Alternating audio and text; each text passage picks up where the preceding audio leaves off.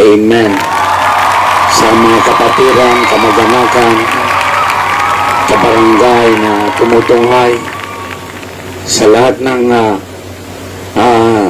San Mandago na rin kayo naroroon, ay puri natin Panginoon at pagpalain nawa kayo ng ating Diyos na buhay. So, ako'y magbibigay na isang konsepto tungkol sa born again. So, maraming mga bago na tumutunghay, bagamat sila'y nananabik palagi upang makinig ng mga salita ng Diyos. They came from purely Catholics, which is ang kanilang tinataas way back before is Mary, which is the Mother of God, ika nga, the Queen of Heaven. Kaya kapag nananalangin tayo dati in our religion na ginagisnan, Hail Mary, Mother of God, pray for us sinners. So, ibig sabihin, nagkakaroon pa ng tinatawag na mediation. There is no mediator between God and man, but only the name of our Lord Jesus Christ. It is only that name that can mediate us through God. It is the power of that name, the Lord Jesus Christ. So, tungayan natin ang kwentuhan ni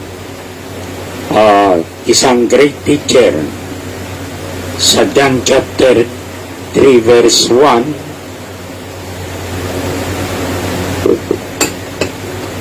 There was a man, the Pharisees, named Nicodemus, a ruler of the Jews.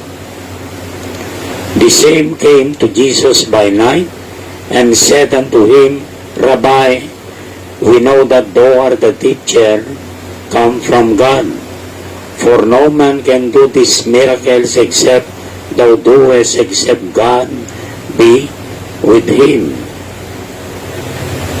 Jesus answered and said unto him, Verily, verily, I say unto thee, except a man be born again, he cannot see the kingdom of God. Nicodemus said unto him, How can a man be born when he is old? Can he enter the second time into his mother's womb and be born? Jesus answered, Verily, verily, I say unto thee, except a man be born of water and of the Spirit, he cannot enter into the kingdom of God. Sabi ng ating Panginoon Hesus sa verse 6, that which is born of the flesh is flesh, and that which is born of the Spirit is spirit. Marvel not that I said unto thee, ye must be born again. The wind bloweth where it listeth, and thou hearest the sound thereof, but canst not tell whence it cometh, and whither it goeth. So is everyone that is born of the Spirit. Sabi ni Nicodemus sa verse 19, mo, itong si Nicodemus ay aral doon sa Law and the Prophets. So, wala pang mga New Testament at that time. Matthew, Mark, Luke, John, tapos yung Acts of the Apostle, then the epistles of Paul, epistles of Peter, James, John. So, wala pa noon, no?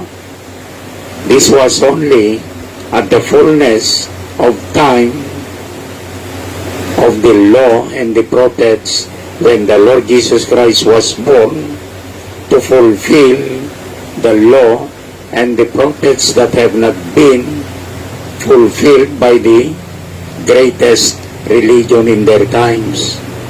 Wala ni isa na nakapamuhay doon sa tinatawag na palatuntunan ng Diyos. Even Solomon has been has said in Ecclesiastes chapter 12, verse 13, there is only one duty of men, fear God and follow His commandments. So nga, meron silang takot sa Diyos, pero para lakaran ng commandments ng ating Panginoon, it's unbelievable. Dahil lahat ng tao, sadyang according to Romans chapter 3 verse 23, we have come short for the glory of God. Hindi tayo nakabot sa kalwalatian ng Diyos. And in Psalm chapter 51 verse 5, we are born sinners. Behold, sabi ni Haring David, I have shapen in iniquity, and my mother conceived me in sin. So sa lahat ng tao na tinatawag sa born by sex, they are all, and we are all sinners. Amen. Purihin ang ating Panginoon. Nicodemus answered and said unto him, verse 9, how can these things be? Hindi naintindihan ni Nicodemus. Jesus answered and said unto him, verse 10, art thou a master of Israel, and knowest not these things? Verily, verily, I say unto thee, we speak that we do know, and testify that we have seen, and yet he received not our witness. Amen. Yes, by hypocrisy, alam nila na ang taong itong si Jesus, ang kanyang ginagawa maliban ng Diyos ay nasa kanya, hindi ito mangyayari. But dahil pinatigas ang puso ng mga Pariseyo, Saduseyo, lahat ng mga religyoso doon sa kanilang panahon, marahil because of success in life, hindi nila pwedeng paniwalaan ang Kristong nagpapanggap ika nga para sa kanilang paningin. Pero itong si Nicodemus, dahil takot siya doon sa kanilang organisasyon, baka siya ay mapalayas doon bilang isang tanyag na mga ngaral sa mga law and the prophets. Takot siyang tanggalan ng tinatawag na posisyon. Kaya pumunta si Nicodemus sa gabi sa harapan ng ating Panginoon. At sadyang sinabi niya, Rabbi, o tinatawag na Master. Amen. So ang ating tatalakayin ngayon, mga kapatid, to be born again in spirit. So that ang mga bagay na mga spiritual ay ating aangkinin, ating nyong aangkinin, mga kapatid. Lahat ng mga bagay na nakikita ng ating mga mata, ito'y mawawala pagdating ng panahon. Sabi ng kasulatan, heavens and earth shall pass away. Isa lang ay hindi kukupas ang kanyang salita. But my word shall still remain the same yesterday, today, and forever. So Jesus Christ is still alive in our midst today, tonight. Just have faith. So 3 weeks natin itong tinatawag na faith. Faith cometh by hearing, and hearing the word of God. Amen. At dun sa faith na yon, amen, tayo'y humahagbang patungo sa tinatawag na biyaya. And there are 3 stages of grace. So to be born in the Spirit, to be born into the kingdom of God, there is still a process.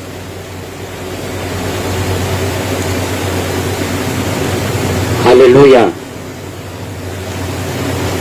And the author and finisher of our faith is none other than the Lord Jesus Christ. Nakita niyo sa India, sa mga Facebook, kung nanonood kayo, lahat ng mga rebulto na doon ay tinapon doon sa mga kalsada. Libo-libong rebulto.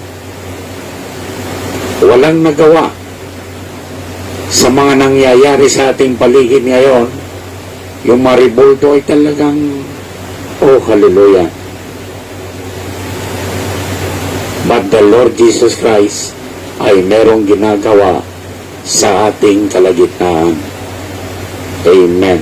So, tatalakayan natin, to be born again is to accept Jesus Christ by hearing and hearing the Word, and then nailalakad mong kanyang palatuntunan, kanyang mga what you call this, commandments. And the first stage, marahil natalakay na natin ito sa mga nakaraan, pero ulitin ko para sa mga bago nating mga kasama, kapatid, na hindi pa ito nakapaginig. The first is justification. Ang church ages from Ephesus to Laodicea, in the Ephesian church age, sa mga nakaraan nating matinalakay about the church ages, mainit sila dati hanggang sa nangamatay lahat ng mga apostol, at yung iba nag-relax na, and then hanggang sa nanlamig, at umabot ito doon sa tinatawag na Dark Ages. Tila baga namatay ang liwanag, nagkaroon ng 1,000 years of darkness. Itong tinatawag na Dark Ages. Pero dumating yung panahon ni Martin Luther, isang pare na doon sa Vatican, nabasa niyang Biblia doon sa Romans chapter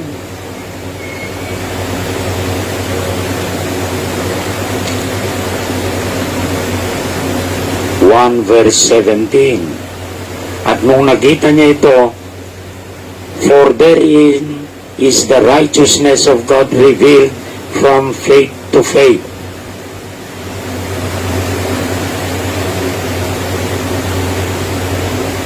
As it is written, the just shall live by faith. Sa Tagalog, sapagkat dito ang katwiran ng Diyos ay nahayag mula sa pananampalataya hanggang sa pananampalataya.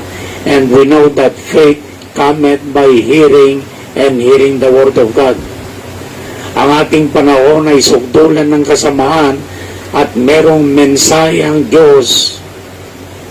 Ang kanyang mensahe sa panahon ito ay ang pagbabalik ng ating Panginoon, the coming of the Lord, para iwasto tayo sa ating mga puso ang ating pananampalataya na may darang sa apoy. Sa ganong paraan ay makita natin yung ating mga puso na kasing puso ng ating Panginoong Jesus. Amen. So that is faith upon faith. So umpisa, first step is the justification. Palagi kong example nito ay yung basong isang maruming baso galing sa dumihan ng mga baboy, at nung nakita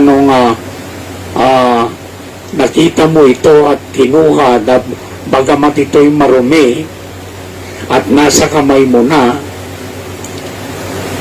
you are justified. Sa panahon ni Martin Luther, ang kanya ipinangaral is the just shall live by faith. Magkikita niyong progresibo ng pagiging born again. Then, Naniwala sila kay Jesus sa kanyang salita, pero ang kanilang bisyo ay hindi pa rin naalis. Sila ay naninigarilyo marahil, umiinom, pero deep in their hearts ay naniwala sila dun sa mensahe sa panahon ni Martin Luther. The just shall live by faith. So, nasa kamay ka na ng Diyos, bagamat ikaw ay marumi pa rin, ang kaisipan mo pa rin ay punong-puno ng kahalayan, ang iyong puso ay punong-puno ng tinatawag na hot temper ka, kaunting salita lang, nagagalit ka palagi, pero tinanggap mo ating Panginoon, you are justified. Nasa kamay ka ng Diyos at ikaw ay magpapatuloy. Faith upon faith. At habang ikaw ay nagpapatuloy, yung baso na nasa kamay ng isang tao, ikaw yung basong yun, mga kapatid, nasa kamay ka na ng Diyos. Sabi ng ating Panginoon, out of my hands can no man pluck it out. Ibig sabihin, hindi ka na, you cannot pluck. Hindi mo na maalis doon sa kamay ng Diyos kapag ikaw ay kanyang hinawakan. At habang nagpapatuloy ka sa pagkikinig, nakailang months na ka nang nagiginig ngayon, dadan ka na doon sa tinatawag na second stage of grace. At ang panahon ng paglakad simula kay Martin Luther, of course namatay si Martin Luther, pero nagpapatuloy na sincero yung mga ilan, pero yung mga iba nag-organisa. Kaya yun ang tinatawag na protestante. Mga Baptist ay mga katuruan, the just shall live by faith. Ito yung panahon ni Martin Luther, pero alam naman natin na doon sa Revelation chapter 1 verse 20, the mighty angel na meron siyang hawak sa kanyang kanang kamay, pitong bituin. At yung bitong bituin na yon ay angel of the seven church ages. Bawat church age merong mensahero. Kaya ang unang mensahero doon sa Ephesians church age ay si Saint Paul.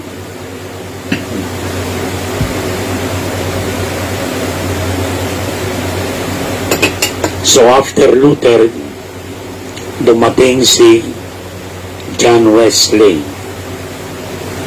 Sabi niya, sa panahon ngayon, sabi niya, hindi lang ikaw ay maniwala o you have been justified, kailangan malinis ka rin, magiging banal ka rin. Kailangan maalis ang iyong paninigarilyo, pag-inom. So, sanctify means to cleanse. So, yun naman ang dala-dala ni John Wesley. So, ang sabi rito, ang kanyang tema ng kanyang pangaral, 2 Timothy chapter 2 verse 21, if a man therefore purge himself. Ang sinabing purge, malinis. Kung ang sino man nga ay malinis sa linmang sa mga ito, purge himself from this, he shall be a vessel unto honor, sanctified and made for the master's use, and prepared unto every good works. So, pag sinabing sanctified, hinugasan ka ng tubig, sa pagkikinig ng salita ng Diyos. Ang salita ay tubig, ito'y naglilinis sa iyong mga karumihan. Mga mikrobyo talagang nililinis. So yung basong marumi ay hinugasan ng tubig. So I'm speaking of a literal way, pero nagkokonsol doon sa spiritual. Nilinis sa tubig, bagamat tiyak meron pang mga mikrobyo yun ay papakulo mo sa isang kumukulong tubig. At ang mikrobyo ay mamamatay. Amen. Sanctification is to cleanse. Tingnan natin ang sabi ng ating Panginoon sa John chapter 17 verse 17. Sabi niya, sanctify them through thy truth, thy word is truth. So ang salita ng Diyos, habang ikaw ay nakikinig at nakikinig, nililinis ka nito. Alam niyo ba ng salita ng Diyos, the same is the Logos that was in the beginning. Hindi pa siya Diyos at that time dahil wala pang creation, pero nagmula doon sa liwanag na eternal light, lumabas ang tinatawag na Logos. Ito ay liwanag, ito yung kausap ni Moses doon sa Mount Sinai. It is the Logos of God. At ang Logos na yon ay meron siyang kakayanan to create His own theophany form. Pag sinabing theophany form, kaya niyang maglalang ng sarili niyang katawan. At ang katawan, walang iba kundi kahugis ng tao. Diba si Moses? Nung na-attract siya doon sa Mount Sinai, bakit yung mga punong kahoy ay yung mga hindi ito nasusunog pero ito'y nag-aaboy. Na-attract si Moses sa Mount. At dahil sa attraction, gusto niyang makita, pero pagdating niya doon, mga kapatid, nagsalita doon sa apoy. May nagsalita. Moses, Moses, alisin mo yung pangyabak dahil ang lupa ay banal. Alisin mo yung kinelas because the ground is holy. Amen. At alam natin ang kwento, nagipag-usap ang si Moses at inihabilin kay Moses ang kanyang tungkulin to palayain ang bayan ng Israel sa Egypt at the age of 80. So, pagdating sa karnal na kaisipan, mga kapatid, it's unbelievable. Ako, alam ko nung ako'y pinalaki ni pero ang aking puso ay pro doon sa aking mga kapatid sa laman. Ang kanyang kamay ang kanyang ginamit at ang kanyang sariling kakayanan dahil sa takot siya'y tumakbo dahil sa takot kay Pero. Alam natin ang kwento. Then for another 40 years, para alisin lahat ng kanyang mga knowledge in the Egyptian culture, and about that 40 years, ito na meron nang nakikitang liwanag si Moses. So it's beyond scientific law. At sabi ni Moses, Panginoon, anong sasabihin ko kung anong pangalan mo? Kung sarapan ni Pero, sabi ng boses sa burning bush yung apoy, I am that I am. Ibig sabihin, the ever-present God. Sa mga nakaraan, He is still the God, pero sa ating panahon, He is the I am. Kaya yung kausap ni Moses at inyong napapakinggan ngayon, mga kapatid, ay pareho. 1 Timothy chapter 3 verse 16. Great is the mystery of godliness. God was manifested in the flesh, in the form of the body called Jesus, for a redemptive work, bayaran ng ating mga kasalanan, para mayroon ng kakayanan para maipamuhay natin ang kanyang palatuntunan through that grace, justification, sanctification.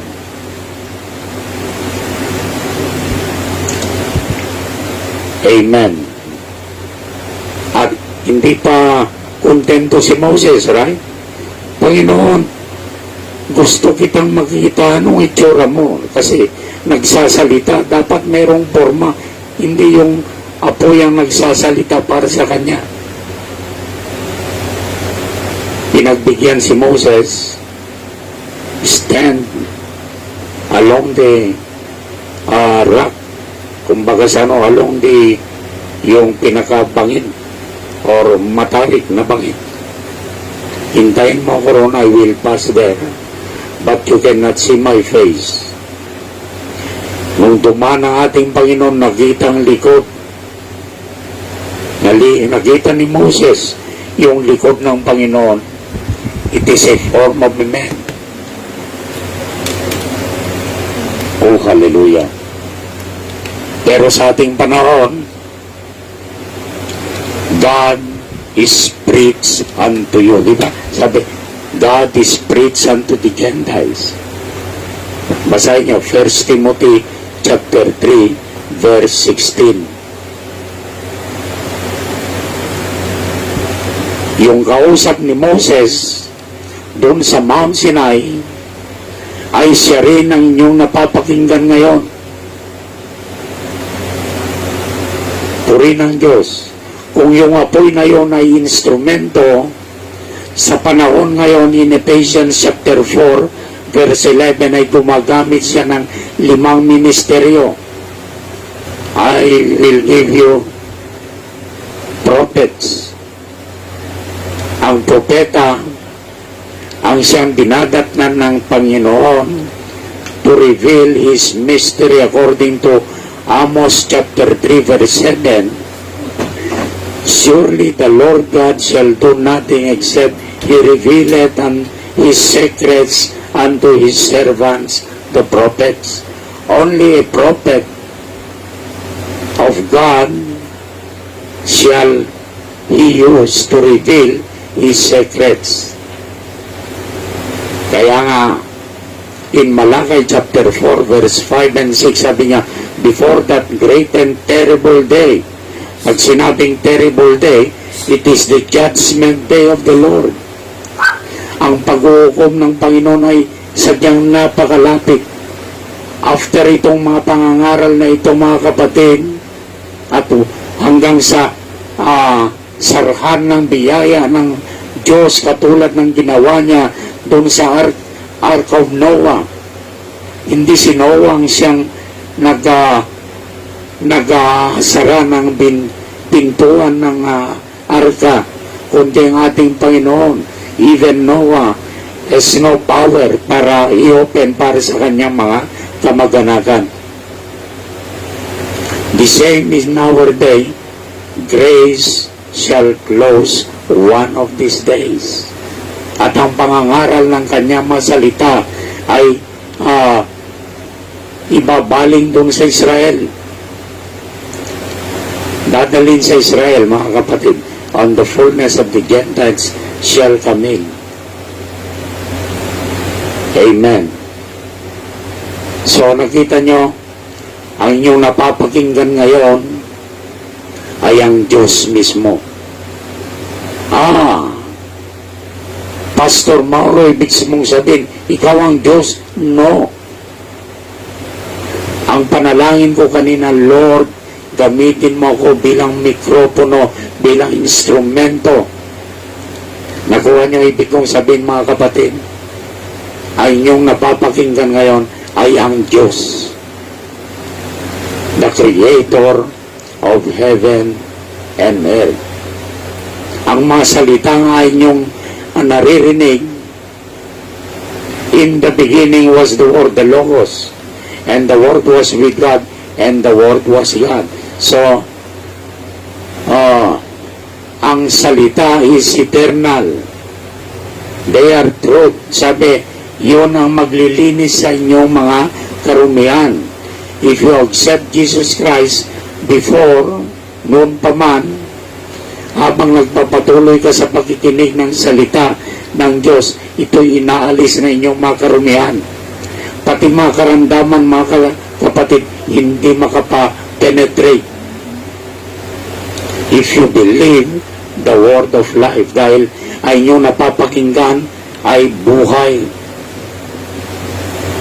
Yes, itong flesh natin is sabi ko nga, born of sex, and these are weak. Ito yung tinatawag na test house. Pero kapag ikaw ay naipanganak sa Espiritu, so merong pangalawang pagkakapanganak, mga kapatid, may panganak sa Espiritu. So let's continue. So nakita natin isang basong malinis, sabi sa 2 Timothy chapter 2 verse 2, if a man therefore purge himself from this, shall be a vessel unto honor, sanctified and meet for the master's use. Kapag ikaw na'y malinis, so it was the Methodist naman, nung namatay si Wesley, nag-organisa nila mga Wesleyan, Methodist, at hanggang sa panahon natin, sila'y nagpapatuloy by their tradition. Nagiging tradition na kapag namatay ang mensahero, kasi progressive ang kapayagan, progressive ang faith, from faith to faith. Ang faith ni Martin Luther, the just shall live by faith. Dinugtungan ni Wesley, you must have to be sanctified, malinis. At pagkatapos noon, mga kapatid, ang pangatlong baitang ng biyaya ng Diyos ay ang bautismo ng Espiritu Santo. Sanctified, ready for the master's use. Ito na yung baso. Yung tubig ay ang salita ng Diyos. Kung ikaw ito yung baso bilang instrumento at ang tubig ay ang salita ng Diyos, ikaw na ay dadalhin. John 14:26. Basahin natin.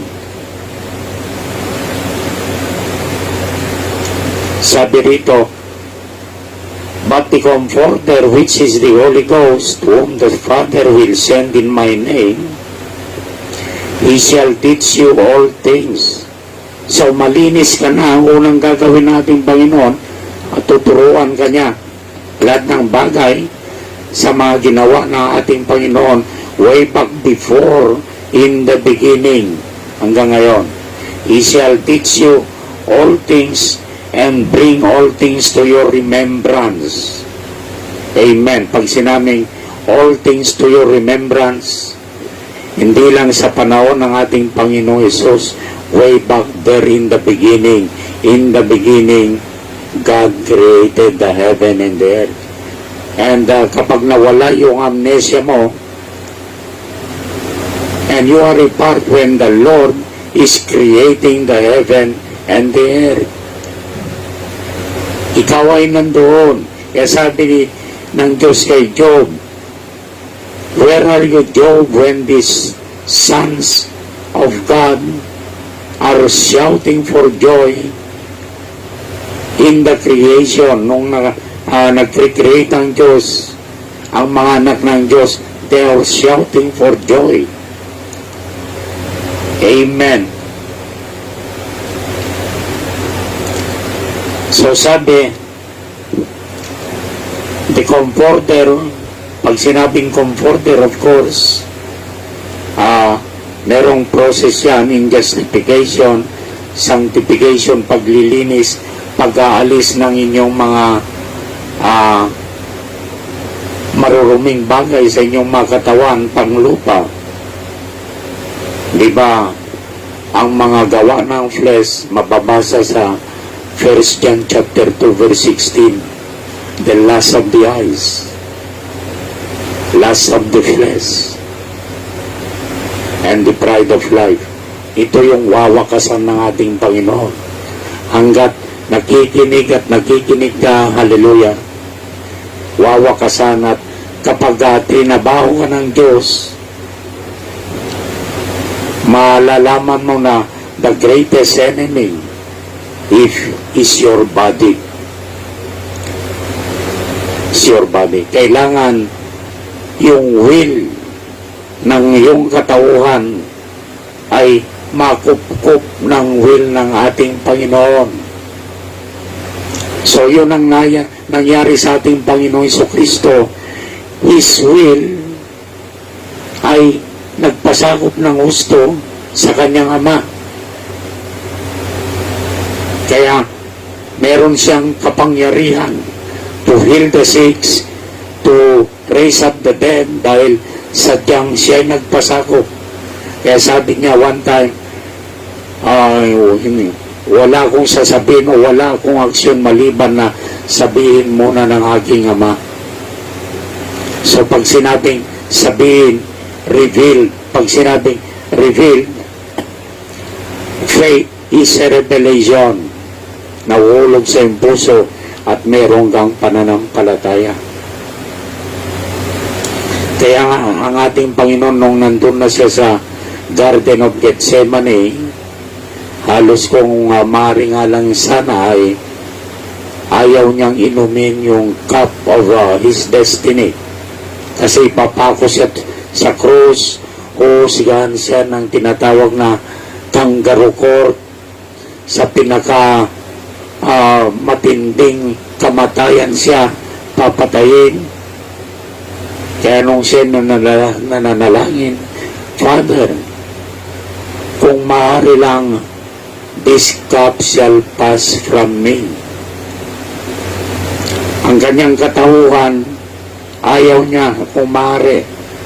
Pero, sabi, nagpasakop siya na usok, nevertheless, not my will, but thy will be done.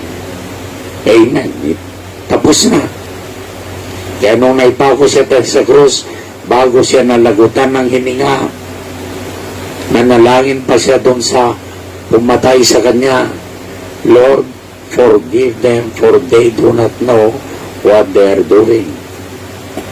Simula kay High Priest Caiaphas hanggang sa mga sundalo, sa mga sumisigaw na binigyan ng pera para isigaw lang, crucify him, crucify him.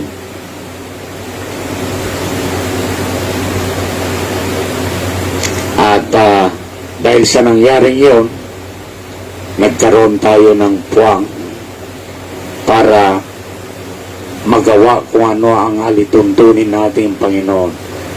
Yung hindi natupad ni Haring Solomon, fear God and follow His commandments.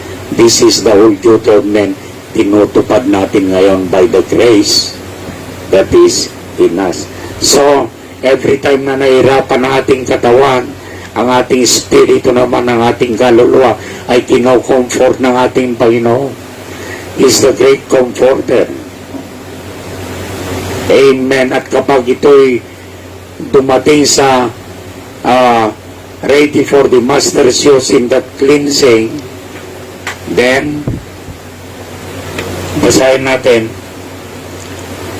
bring all things to your remembrance whatsoever I have said unto you. Amen. Ibig sabihin, kaya mong may pamuhay. At ikaw naman ay gagawing instrumento ng ating Panginoon upang luklukan ng kanyang presensya. Kaya sabi sa Biblia, hindi nyo na ba alam na ikaw ay templo ng Diyos?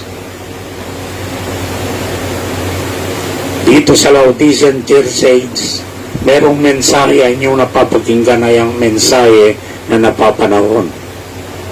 At kapag na-overcome nyo ang espiritu ng Laodicea, Matindi ang pating panahon.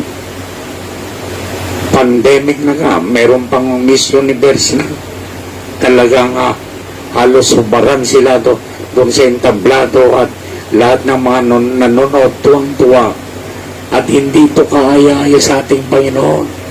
These are all conformed doon sa flesh, the lust of the eyes, lust of the flesh, and the pride of life. At dahil ikaw ay tatanggap sa ating Panginoon, dadaan ka sa justification, sanctification, and then kapag malinis kaya ka na, yung tubig na yon, kung ang yung tubig na yan ay ang Espiritu Santo, you shall be baptized by the Holy Ghost. And now, even me, I can say, the Lord is in my heart. He is alive. Bakit? Dati naman ako manginginom laman ng lansangan kung saan kami mapadpad. Lasing ka, doon ka na matutulog. Pero dahil sa biyaya ng Diyos, I was justified. At nagpapatuloy habang ako'y nakikinig. Bakit ganon? Nakakapakinig ako ng salita ng Diyos. I could feel His presence. Pero ang aking in my mind talagang punong-puno ng kalaswaan. Pag nakakita ka doon sa mga billboards ng mga nakabiti, talagang tila baga open yung mind mo para because of this sinful flesh. Pero after hearing the Word of God, here comes the sanctification process. Tataka ka, bakit nalis yun? Bakit kapag tinitingnan ko yung wala na sa aking kaisipan? Ang gusto ko na lang ay makinig ng kanyang salita at tuloy-tuloy na pakinig ng salita ng Diyos. Then, here comes much affliction. Kakargahan ka na ng salita ng Diyos. First Thessalonians chapter 1 verse 6, for we receive the word of God through much affliction. Aha! Kaya pala nung na-diagnose ako at naoperahan at meron akong stage 3 cancer doon sa aking throat at naopera na alis yung thyroid 2012. 3 beses akong pumunta ng hospital. Matapang yung cancer kasi kung ito'y galaw ng Diyos, wala tayong magagawa hanggang sa nagsawa na ako sa aking magaling na doktor at ang aking tiningnan ay ang kamay ng ating Panginoon, ang pananampalataya na nasa aking puso. When that cancer was nakita sa aking lalamunan, sabi ng aking doktor, meron kang cancer, you must have to take an operation. At yung puso ko, imbis na mabalisa, madismaya, madisperate, nagalak. At merong joy. At nangungusap ang aking puso, sabi niya, ito ang daan patungong kasagdalan. Tila baga nangungusap ang Diyos sa aking puso at ito'y nagkakaroon ng kalagalagan pero hindi ko pa matrace. Nangungusap ang aking puso, iba kaysa sa akin, pero I am one with that in my heart. Ngayon naintindihan ko, after 9 years, buhay si Kristo. At kung saan ako sumasalo ng aking ipapangaral, hindi ko pinag-aaralan ito, mga kapatid. Habang nagdra-drive ako pauwi kanina, At nakaupo na ako dyan 1 hour bago mag-umpisa tayo. Nagme-meditate ako kung anong ilagay sa aking puso ng ating Panginoon. At tinitingnan ko ang inyong mga kalagayan. Yung mga iba ay ilang weeks pa lang na nakikinig. Yung iba naman ay may mga karamdaman. Yung talagang hindi atake. Pero ang challenge ko noon, makinig ka lang ng salita ng Diyos. That life shall heal you. Ang buhay na yon, ang salita na may taglay ng buhay, ayon ang gagamot sa inyo. Purihin ang ating Panginoon. So it's not me now, it's the Lord and your faith. Ang salita ng Diyos at yung inyong pananampalataya. I am only an instrument. Jesus was only an instrument at that time. Ito yung tinatawag na ginagamit lang yung katawang yon para daluyan ng fullness of the Godhead bodily. Kaya nakakapagpagaling ang ating Panginoon dahil na nagpasakop siya ng gusto sa kanyang Ama, at yung gumagaling na yon ay gumaling siya dahil sa kanyang pananampalataya. Basahin niyo ang Biblia. Lahat ng pinanggaling na ating Panginoon, sabi, pinagaling ka ng inyong pananampalataya. So, ibig sabihin, maniwala ka muna. Manampalataya ka muna. When we say faith, faith is in heavenly places. Faith ay hindi ito nababayaran ng salapi. Faith cometh by hearing, and hearing the word of God. Paano ka nakakapagpakinig? Dahil merong nangangaral. Romans chapter 10 verse 14 and 15. At bakit merong nangangaral? Paano ka nangangaral kung hindi ka naman sinugo? So, wala akong karapatang mangaral, mga kapatid, kung ako'y nagtapos lang ng theological school at nagkaroon ng diploma. It's nonsense. Wala akong karapatan. Ang karapatan ko, mga kapatid, ay dahil sinugo ako ng Diyos. It's the angel of the Lord.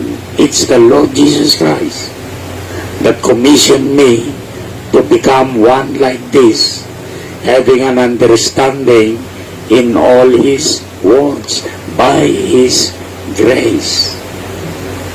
So, sa pangatlong hagbang ng biyaya ng Diyos, babautismohan ka ng Espiritu Santo. That's the time that you are a born-again Christian. Ang iyong self-will at yung will ng iyong spirit ay nagpasakop ng gusto sa will ng Panginoon. Amen. That is when I say, you are a born-again Christian. Paano? Sabi natin pa, you shall see them by their fruits. Full of humility, full of love, full of meekness, full of temperance, full of patience. Purihin natin, Panginoon. Maraming pastor, after na mangaral sa pulpito, tatakbo doon sa likod ng simbahan, maninigarilyo. Oh, hallelujah. Pero kapag sila'y nangaral, tila baga they were anointed, yes, because ang Diyos ay hindi siya, is not a respecter of any person. As long na ginamit mo ang kanyang salita according to your faith ay gagawin niya ito.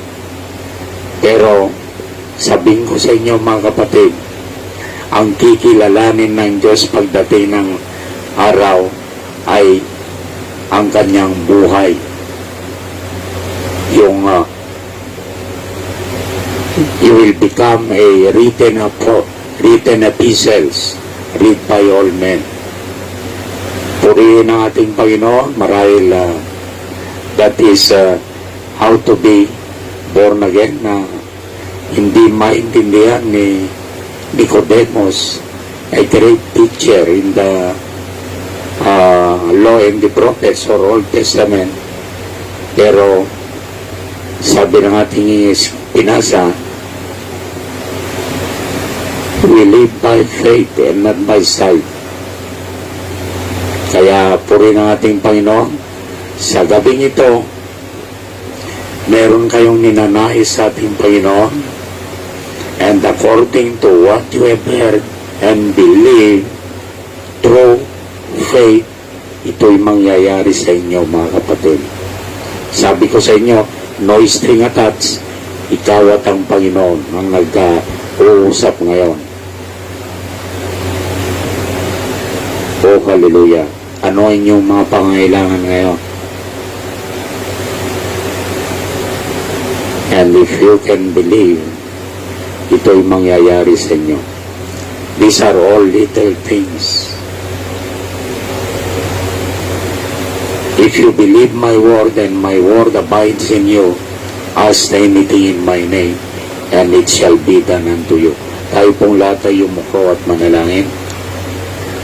Panginoon Diyos na makapangyarihan sa lahat, kami po'y nagpapasalamat muli sa gabing ito na nilingap mo ang inyong mga anak, ang inyong mga tagapakinig saan man sila naroroon, sa Canada, sa US, sa Taiwan, sa ibang lupalop ng daigdig na ito, saan man makarating ang inyong mga salita, at sa lahat ng aking mga kapatid na sadyang sila ay nananalangin sa iyong abang lingkod, ay hinihiling ko po na ito yung pagpalain. They are really my co-bearers. They're the prayer warriors para lalong ang salita mo na lumabas sa aking bibig ay magkaroon ng tinatawag na anointing. Ito'y pagpapala sa bawat nakakapakinig ngayon, Panginoon.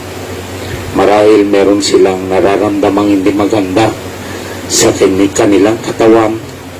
Lord, as we have heard in Isaiah 53, by your stripes we were all healed. The spiritual healing and the physical healing, Panginoon, iparanas mo, O God, ang iyong kapangyarihan. Marahil kung meron silang mga problema, as being a comforter, Panginoon, may you comfort each and every heart. Lord, ang tabayanan mo ang aking mga kapatid, ang lahat na madumidinig, dahil ang layunin ng iyong salita ay magbabala dahil merong parating na trahedya na hindi na magtatagal, Panginoon, ang mundong ito. Dahil, hallelujah, ang biyaya ay tatapusin mo rito sa Hentil at dadalhin ang biyaya sa bayan ng Israel. Lord, dinadalain ko po ang bawat puso, bawat nakikinig. Palayain mo sila sa gawa ng sanlibutan ito, Panginoon. Katukin mo, God, magpahayag ka sa bawat puso na may continuously hearing your word. Lahat ng kanilang mga nasasakupan, mga mahal sa buhay, Panginoon, I pray it also. May you bless each and every member of their families. I pray, O God, in the power of your name, in the name of our Jesus Christ. Amen. Purihin natin, Panginoon, mga kapatid, isang mapagpalang gabi. Naway kantinyong kapayapaan, pag-ibig. Sa masalimuot na panahon ito, still, ang Diyos ay nagbibigay ng kapayapaan. God bless you all. Again, purihin ang Diyos.